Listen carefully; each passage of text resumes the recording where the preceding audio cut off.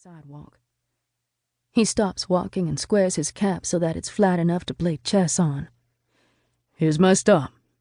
Good luck, Jo. Thanks, but keep some for yourself. He winks, then slips down a narrow alley to use the back door to Buck's bombs. Old Jen tells me things have changed for the worse since I was born. After good old President Hayes returned the South to home rule, Dems told colored people they should use the back alleys from then on. Which pretty much sums up everything. Fluffing the sleeves of my russet dress, which have lost their puff and hang like a pair of deflated lungs, I carry myself a block farther to English's millinery.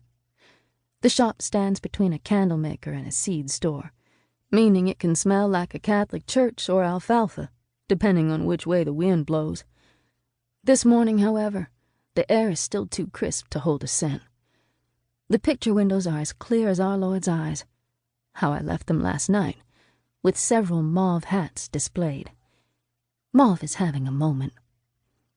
Instead of going through the front, I also trek to the back entrance. Folks care less about which door Chinese people use nowadays, compared with when the laborers were shipped in to replace the field slaves after the war. Perhaps whites feel the same way about us as they do about ladybugs. A few are fine, but a swarm turns the stomach. 3 boxes have been left by the back door, and I gather them in my arms, then enter. The sight of Lizzie trying on the nearly finished, sensible hat I'd been designing stops me in my tracks. What is she doing here so early? She barely traipses in at 9, when the shop opens, and it's not even 8:15. Good morning. I set the boxes on our work table, which is already weighed down with reams of felt. The broadsides for the charity horse race are barely dry, and orders are already flooding in. Fashion is supposed to rest on Lent, but God will surely make an exception for the event of the year. The proprietress will probably want me to stay late again or work during the lunch hour so she can sneak off to nip her Coca cordial. Well, not without a raise I won't. Mrs. English wants to speak with you, Lizzie says in her breathy voice. She smooths a hand down the rooster tail I'd pinned to the sensible hat with an eternity knot. Ringlets of strawberry blonde hair play peekaboo under the saucer brim. I remove my floor-length cloak and black hat, one of the misfits that Mrs. English let me purchase at a discount, this one made possible through Lizzie's clumsy hands. Then I tie on a lace apron.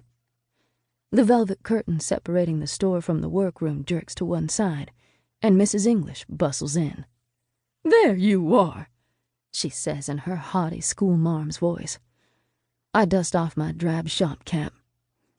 Good morning, ma'am. I had an idea.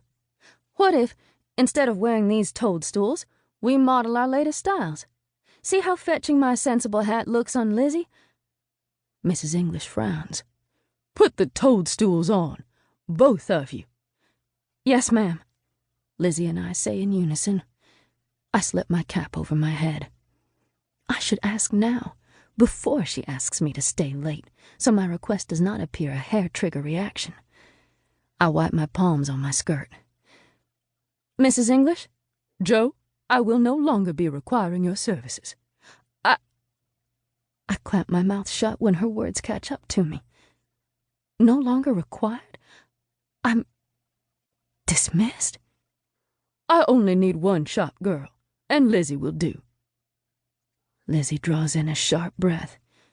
Her normally sleepy eyes open wide enough to catch gnats. Lizzie, open the packages. I hope the new boater block's in one of them. Mrs. English wiggles her fingers. Yes, ma'am. Drawers clatter as Lizzie rummages for a knife. But I turn my back on Lizzie and lower my pipes to a whisper. Mrs. English, I trained her. I can felt the block twice as fast as her. I'm never late, and you said I have an eye for color. I can't lose this job. It took me almost 2 years to find steady work after my last dismissal, and old Jen's meager wage as a groom isn't enough to sustain us both. We'd be back to living hand-to-mouth, tiptoeing on the edges of disaster.